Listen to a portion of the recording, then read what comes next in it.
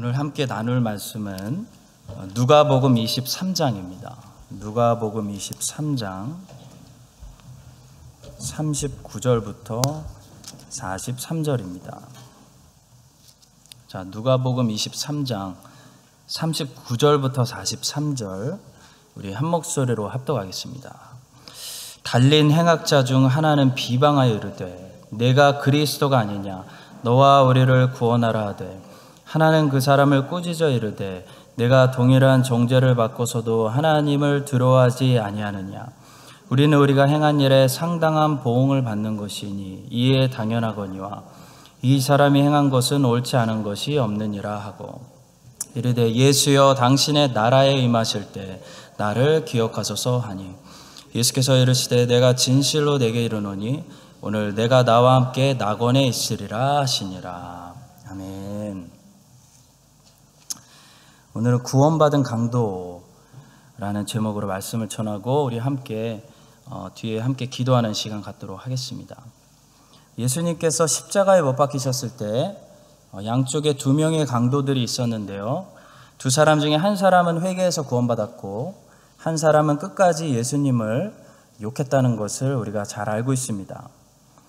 그런데 이 구원받은 강도의 케이스가 잘못 적용돼서 이 사람을 예로 들면서 죽기 직전까지 회개를 미뤄도 괜찮다라고 말하는 사람들이 있는데요.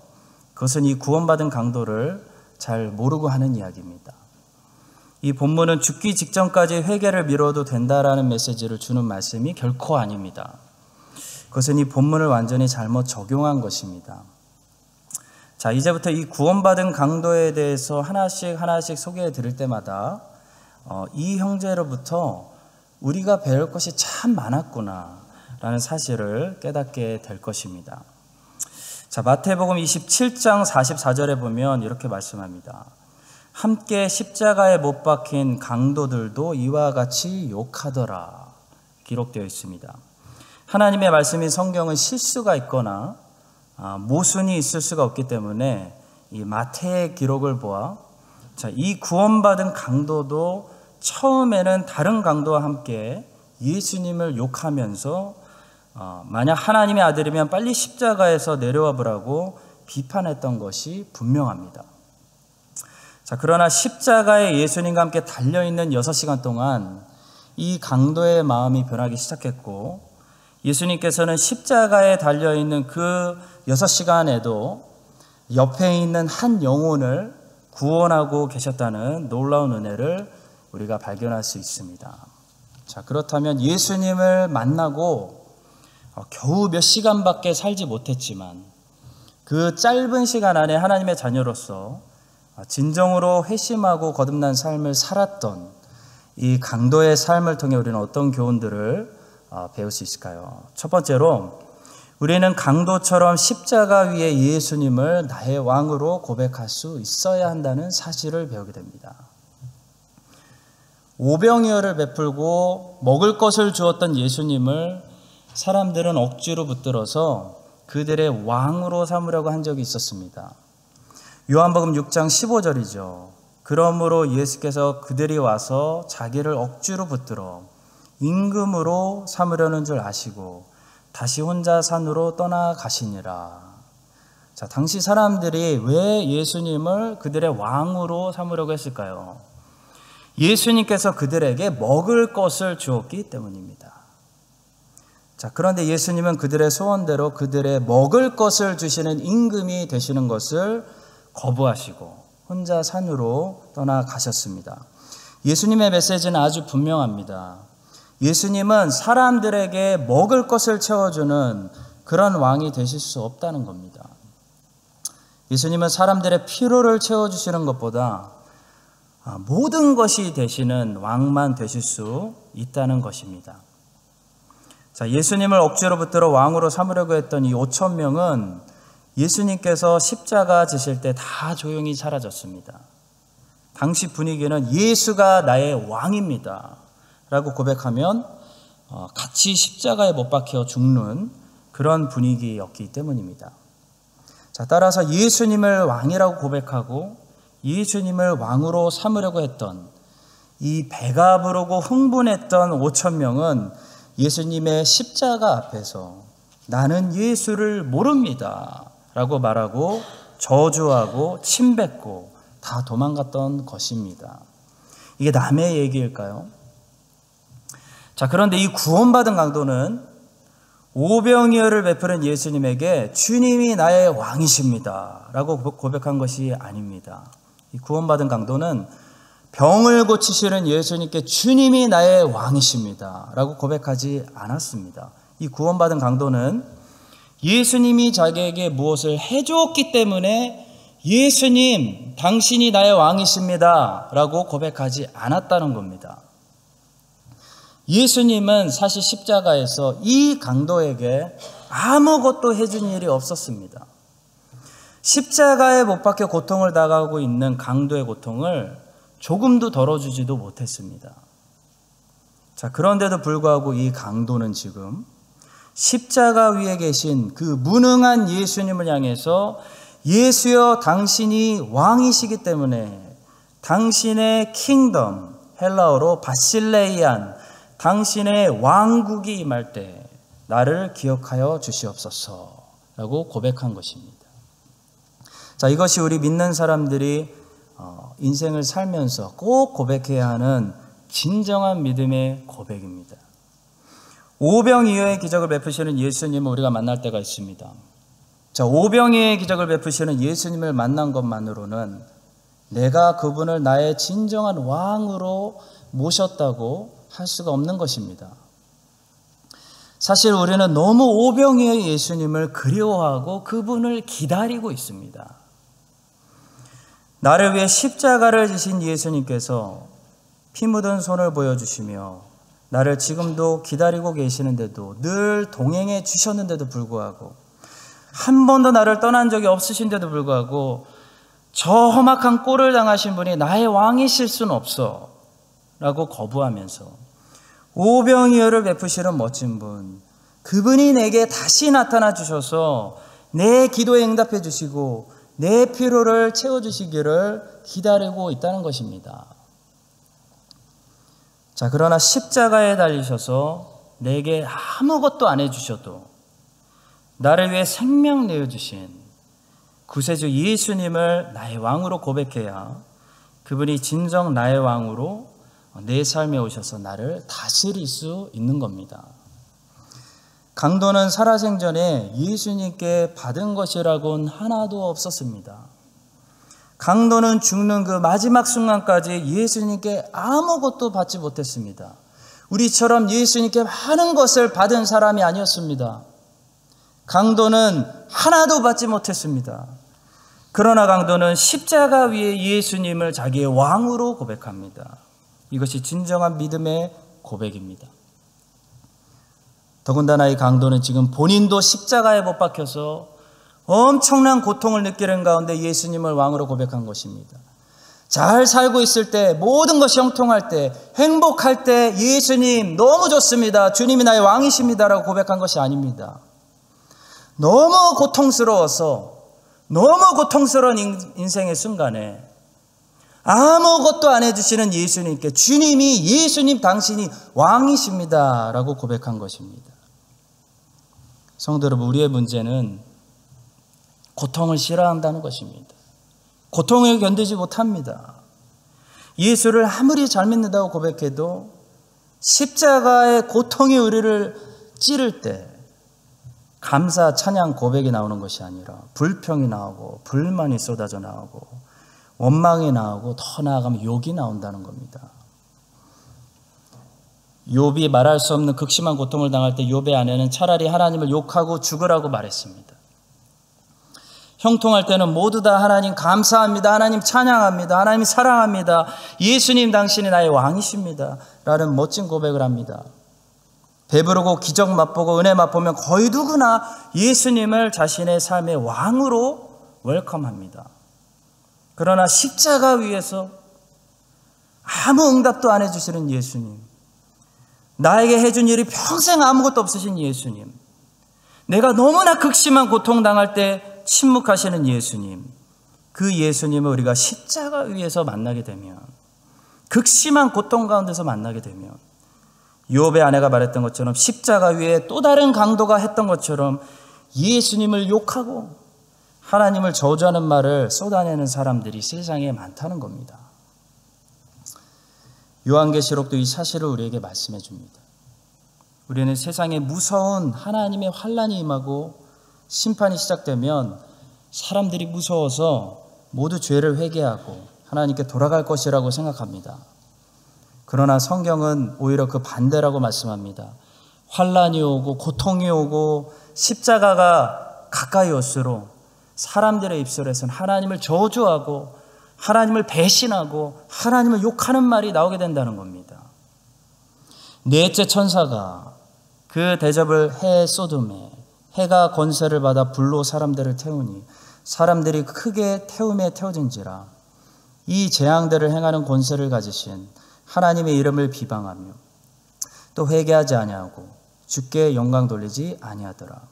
또 다섯째 천사가 그 대접을 짐승의 왕자에 쏟으니 곧 나라가 곧 어두워지며 사람들이 아파서 자기 혀를 깨물고 아픈 것과 종괴로 말미암아 하늘의 하나님을 비방하고 그들의 행위를 회개하지 아니하더라 말씀합니다.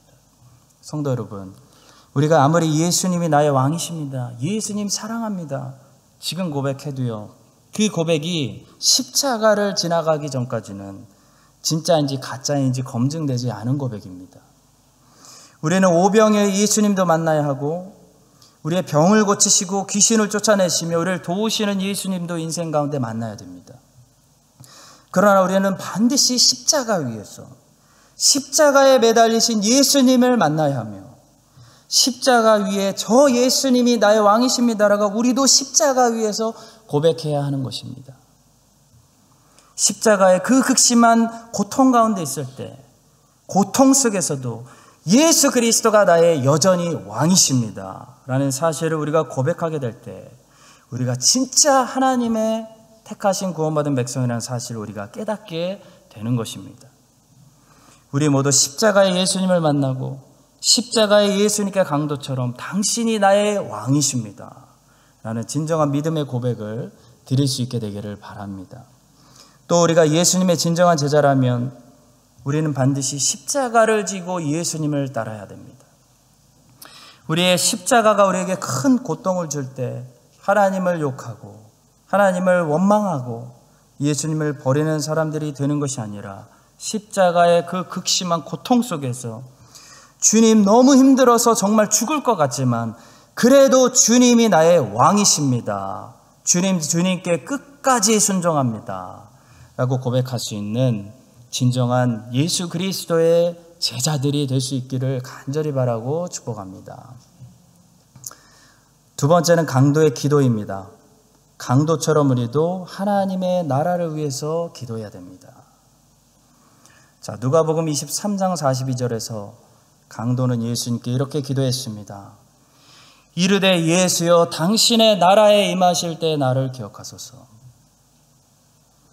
예수님께서는 약 3년 전에 사역을 시작하실 때 산에서 먼저 그의 나라와 그의 의를 구하라 라고 기도에 대해서 제자들에게 가르쳐 주신 적이 있었습니다. 예수여 당신의 나라에 임하실 때 나를 기억하소서. 강도는 예수님의 나라를 위해서 기도하는 정확한 기도를 드린 것입니다. 성도 여러분, 강도는 지금 십자가에 못 박혀서 죽어가고 있기 때문에 진정으로 그가 기도해야 할 것이 무엇인지 잘 알고 있었습니다. 십자가에서 조금 있으면 죽을 사람이 빵을 구하겠습니까? 자신의 성공을 구하겠습니까? 명예를 구하겠습니까? 형통을 구하겠습니까? 강도는 지금 이 땅에서의 삶을 다 잃어버리기 일보 직전에 있었기 때문에 무엇을 진정으로 구해야 되는지를 정확히 깨달았습니다. 반면에 우리는 아직 이 땅에서의 삶을 잃어버릴 것이라고 생각하지 않기 때문에 이 땅에서의 삶이 계속 연장될 거라고 믿기 때문에 항상 무엇을 위해 기도해야 될지, 무엇을 정말 간구해야 될지 이 간구의 제목들이 섞여 있다는 겁니다. 그러나 우리들도 언젠가 죽음 앞에 서게 되면 죽기 한두 시간, 3-4시간 전에 내가 서게 된다면, 하루 이틀 전에 서게 된다면 내가 진정으로 구하고 기도해야 했던 것은 바로 하나님의 나라였구나. 그리고 그 하나님의 나라에 내가 들어가고 또 가능한 한 많은 사람들을 그 나라에 들어갈 수 있도록 기도하는 것이 진정한 나의 기도요, 내 평생의 소원이었구나 라는 것을 깨닫게 될 것입니다. 강도는 우리처럼 별로 기도할 수 있는 시간이 많지 않았습니다. 그래서 강도는 마지막으로 힘있게 바른 기도를 드렸습니다. 예수님, 예수님의 나라가 임하실 때 나를 기억하여 주소서. 하나님의 나라를 위해 기도하는 여러분과 저의 인생이 될 수 있기를 소망하고 축복합니다. 세 번째는 강도의 고백입니다. 우리는 강도처럼 또 지난달에 살펴보았던 아리마대 요셉처럼 세상 앞에서 예수님을 나의 하나님으로 고백해야 됩니다. 어떤 사람들은 강도는 세례도 받지 않고 낙원에 갔다고, 성경의 말씀은 일관성이 없다고 비판합니다. 왜냐하면 성경은 분명히 믿고 세례를 받는 사람은 구원을 얻을 것이라고 말씀하고 있기 때문입니다. 믿고 세례를 받는 사람은 구원을 얻을 것이요, 믿지 않는 사람은 정죄를 받으리라. 자, 그러나 우리는 왜 세례를 받아야 하는지 생각해 봐야 됩니다. 이 세례의 첫 번째 목적은 세상 앞에서 공개적으로 나는 예수 그리스도를 나의 구세주로 믿는 사람입니다 라는 것을 고백하는 것입니다. 강도는 세례의 가장 중요한 의미, 곧 그리스도를 공개적으로 고백하는 일을 누구보다도 잘했습니다. 아마 우리들보다도 훨씬 잘한 것입니다. 그는 평상시 그를 훤히 알고 있던 다른 강도 앞에서, 또 백부장 앞에서, 모든 구경꾼들 앞에서 나는 이제부터 나의 지난 과거를 청산하고 저 나사렛 예수를 믿는 사람입니다 라고 고백하는 것을 부끄러워하지 않았다는 것입니다. 두 강도가 그날 함께 같은 죄목으로 십자가에 못 박혔다는 것은 아마도 그들이 같은 범죄를 저질렀거나 서로 잘 알고 있는 사이였다는 것을 우리로 하여금 짐작하게 합니다. 우리는 나의 과거를 잘 알고 있는 사람 앞에서 어느 날부터 내가 예수님을 믿게 되었다는 사실을 강도처럼 용기 있게 잘 고백할 수 있을까요? 특별히 나의 과거를 아는 사람들 앞에서 나는 예수님을 나의 왕으로 영접합니다 라는 사실을 고백하는 것은 쉽지 않은 일입니다. 그러나 꼭 필요한 일입니다. 그래서 믿는다고 고백하는 우리들은 세례를 받는 것입니다. 세상에 우리의 믿음과 존재를 감추지 않고 드러내고 공개하는 것입니다. 지난달에 배웠던 아리마대 요셉은 예수님이 돌아가신 후에 자신의 믿음을 온 세상에 드러냅니다. 오늘 우리가 보고 있는 이 강도도 십자가 위에서 자신의 믿음을 온 세상에 공개했습니다. 이제는 여러분과 제가 우리의 믿음을 온 세상에 공개하고 드러내야 할 차례입니다. 우리는 숨으면 안 됩니다. 크리스천은 빛이기 때문에 감출 수 없다고 말씀하셨습니다. 우리가 예수님을 사람들 앞에서 부끄러워한다면 예수님께서도 하늘의 천사들 앞에서 우리를 민망해 하시고 우리를 부끄러워하실 수밖에 없다고 말씀하셨습니다. 십자가 위에서 죽어가는 강도가 온 천하 앞에서 자신의 믿음을 드러냈던 것처럼 여러분과 저도 온 세상 앞에서, 특별히 십자가 강도의 세상은 온 천하가 예수님을 조롱하고 예수님의 십자가에 못 박고 예수님을 핍박했던 세상이었습니다. 우리가 살고 있는 세상과 마찬가지입니다. 예수님을 욕하고 기독교를 핍박하고 예수님 믿는 사람들을 핍박하는, 왕따시키는 온 세상 앞에서 우리의 신앙을 공개하고 그 나사렛 예수가 나의 하나님입니다 라고 고백할 수 있는 진정한 예수님의 제자들 될 수 있기를 소망하고 축복합니다. 자, 네 번째는 예수님을 욕하는 죄를 보고 침묵하지 않았던 강도의 모습입니다. 이 회개한 강도는 회개하지 않은 강도가 예수님을 욕할 때 가만히 있지 않았습니다. 그를 꾸짖었습니다. 본문 말씀 40절과 41절입니다. 하나는 그 사람을 꾸짖어 이르되 네가 동일한 정죄를 받고서도 하나님을 두려워하지 아니하느냐. 우리는 우리가 행한 일에 상당한 보응을 받는 것이니 이에 당연하거니와 이 사람이 행한 것은 옳지 않은 것이 없느니라. 예수님과 함께 십자가에 못 박혔던 이 강도 중 한 사람은 마지막까지 계속해서 예수님을 욕했습니다. 그런데 회개한 이 강도가 예수님을 욕하는 그 소리를 듣고 가만히 있지 않았다는 겁니다. 그는 십자가에서 자유롭지 않은데도 가만히 있지 않았습니다. 우리는 자유로운데도 가만히 있지 않습니까? 죄를 보고도 침묵하는 사람은 죄에 동참하는 것입니다. 도덕을 보고도 도덕이야라고 소리치지 않는 사람은 공범입니다. 하나님을 욕하는 소리를 듣고도 침묵하는 사람은 같이 하나님을 욕하는 죄에 동참하게 되는 것입니다. 골리앗이 나타나서 40일 동안 이스라엘 하나님을 욕했을 때 사울과 버들은 침묵했습니다. 그때 다윗이 나타나서 이스라엘 하나님을 욕하는 골리앗의 소리를 듣습니다. 다윗은 지체하지 않습니다. 골리앗을 죽이기로 결심합니다. 다윗이 골리앗을 죽이겠다고 결심하니까 다윗의 형들인 엘리압, 아비나답, 삼마가 다윗을 욕하기 시작합니다. 다윗이 건방지고 교만하다는 겁니다. 그런데 다윗은 자기를 욕하는 사람들의 비판 소리에 집중하지 않습니다. 다윗은 하나님을 욕하는 골리앗의 소리에 집중합니다. 다윗의 심기를 불편하게 했던 것은 자기를 욕하는 소리가 아니었습니다. 다윗의 심기를 불편하게 했던 것은 하나님을 욕하는 소리였습니다. 다윗은 결국 자신을 비판하는 엘리압과 싸우지 않았습니다. 다윗은 하나님을 욕하는 골리앗과 싸웠습니다. 오늘날 세상은 보란듯이 하나님을 욕하고 있습니다. 오늘날 골리앗만 나온 것이 아니라 랍사게도 나와서 함께 하나님을 비판하고 욕하고 있는 실정입니다. 왜 그럴까요? 아무도 나와서 싸우지 않기 때문입니다. 근데 너무 오랫동안 하나님의 교회들이 침묵합니다. 세상이 잘못된 길로 가는 거 뻔히 알면서도, 자신은 진리가 무엇인지 알면서도 말할 용기가 없어서, 세상을 책망할 용기가 없어서, 잘릴 용기가 없어서, 감옥 들어갈 용기가 없어서 비겁하게 침묵 지키고 있다는 겁니다.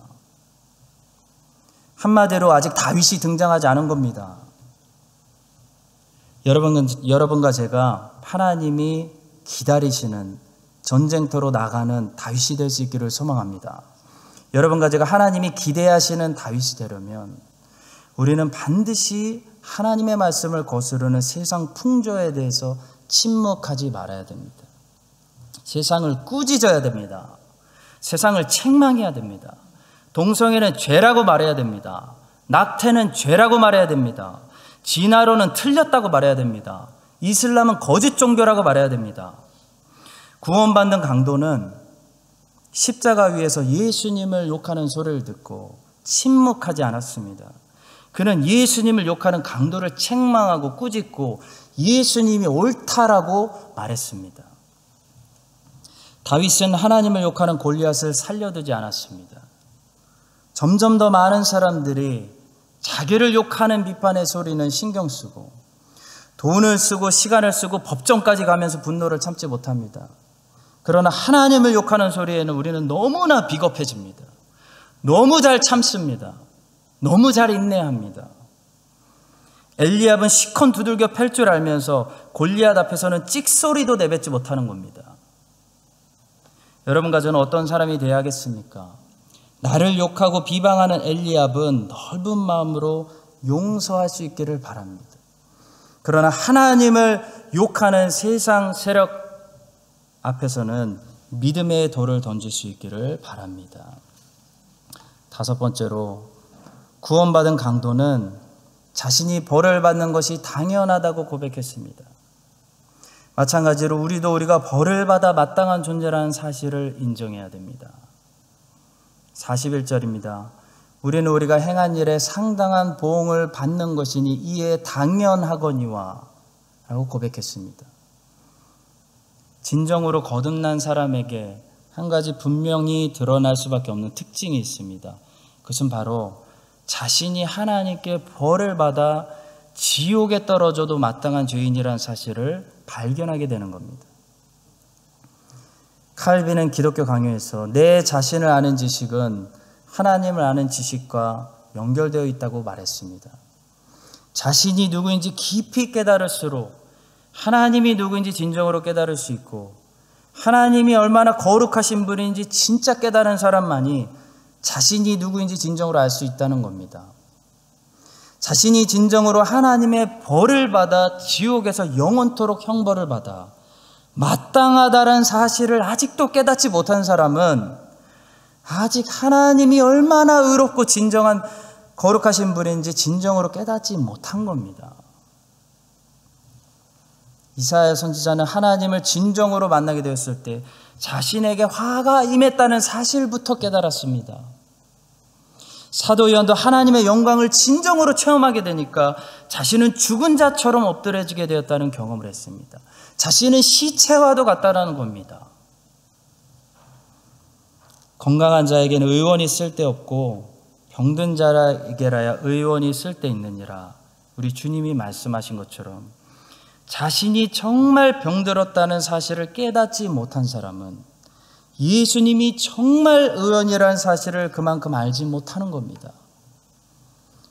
오늘 우리가 보고 있는 이 강도는 자신이 정말 병들었다는 사실을 깨달았습니다.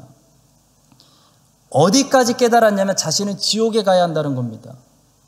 자신이 십자가에서 이렇게 벌받아 죽어도 그것이 마땅하다는 겁니다. 아니, 그것이 당연하다는 겁니다. 그걸 깨달은 겁니다. 그걸 깨닫게 되니까 자신 앞에 있는 나 같은 죄인도 구원하시는 의원 되시는 예수님이 보이더라는 겁니다. 왜 많은 사람들이 예수님을 간절하게 찾지 않을까요? 왜 많은 사람들이 예수님과 적당한 거리를 두면서 예수님을 적당히 믿을까요?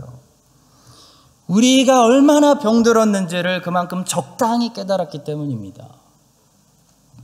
그러나 우리들 중에 어떤 분들은 예수님께 미쳐있는 분들도 있습니다.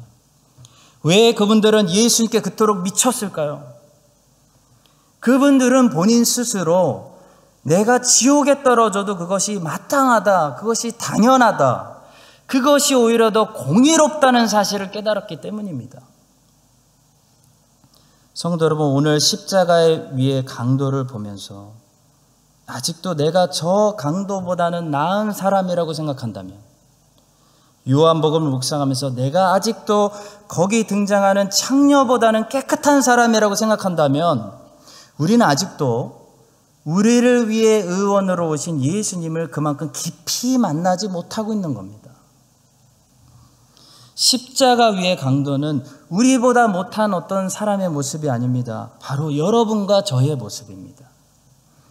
십자가 위에 달려서 저렇게 벌을 받고 그 후에 충분히 벌을 받은 후에 그 후에 영원토록 지옥에 떨어져서 불타고 심판받아도 그것이 마땅하고 그것이 당연하고 그것이 오히려 공의롭다는 사실을 깨달을 때만이 우리의 구세주 되시고 의원 되시는 예수님을 진정으로 우리가 볼 수 있게 되는 것입니다. 여러분과 제가 우리의 죄를 더 애통하게 되는 마음이 깊어져서 우리에게 의로움이 되어주시는 예수님의 은혜를 더 깊이 경험할 수 있게 되기를 간절히 소망하고 축복합니다. 마지막 6번째로 주님은 이 강도에게 오늘 내가 나와 함께 낙원에 있으리라 말씀하셨습니다. 이 강도를 통해서 우리가 마지막으로 배우게 되는 사실은요, 이 강도처럼 우리도 예수님을 증거하는 삶을 살아낸다면 우리도 우리의 시간에 주님과 함께 낙원에 들어가게 된다는 사실입니다. 그러나 우리는 아직 이 큰 축복을 받지 못하고 있습니다. 이 큰 축복은 우리 각자의 삶의 끝에서 받는 축복입니다. 우리는 아직 소명이 완수되지 않았기 때문에 이 땅에 그대로 고아와 같이, 고아는 아니지만 참 외롭게 그대로 남아 있습니다. 사도 바울은 이 문제에 대해서 이렇게 말한 적이 있습니다. 빌립보서 1장 23절과 24절입니다. 내가 그 둘 사이에 끼었으니 차라리 세상을 떠나서 그리스도와 함께 있는 것이 훨씬 더 좋은 일이라 그렇게 하고 싶으나 내가 육신으로 있는 것이 너희를 위하여 더 유익하리라. 무슨 말입니까? 강도처럼 최고의 복을 지금 빨리 받아서 지금 당장 그리스도와 함께 낙원에 있는 것이 사도 바울에게 훨씬 더 좋은 일이라는 겁니다. 그러나 아직 사도 바울에게 이 땅에서의 소명이 남아있기 때문에 교회의 유익을 위하여, 주의 백성들의 유익을 위하여 사도 바울이 이 땅에 살아있는 것이 아직은 교회에게 더 좋다는 말씀입니다. 청교도 중에 대표라고 할 수 있는 리처드 백스터와 존 오웬에게 어떤 사람이 각각 이렇게 물었습니다. 박사님은 지금 당장 어디에 더 있기를 원하십니까? 리처드 백스터는 이렇게 말했습니다. 나는 아직 이 땅에서 더 쓸모가 있기 때문에 내가 아직 여기 있는 게 더 좋을 것 같습니다. 존 오웬은 이렇게 대답했습니다. 나는 지금 당장 떠나고 싶습니다. 둘 다 맞는 말을 했습니다. 백스터와 오웬의 말을 합친 말이 바로 사도 바울의 말이고 우리의 고백이 되어야 하겠습니다. 사랑하는 성도 여러분, 강도는 강도의 시간에 오늘 내가 나와 함께 낙원에 있으리라 라는 말을 들었습니다. 여러분과 저도 강도처럼 그리스도의 증인으로 이 땅에서 성실히 살아간다면 우리의 시간에 분명히 이 스윗한 음성을 듣게 될 것입니다. 오늘 내가 나와 함께 낙원에 있으리라. 그 날이 오기 전까지, 아직 그 음성이 들리기 전까지, 아직 우리를 이 땅에 살려두셨다면 이 땅에 하나님의 나라와 하나님의 백성들과 영광스러운 주님의 교회의 영광을 위해서 조금이라도 더 유익하게 쓰임받는, 조금이라도 더 우리를 불태우는 그런 저와 여러분의 삶이 될 수 있기를 예수 그리스도의 이름으로 간절히 축원합니다.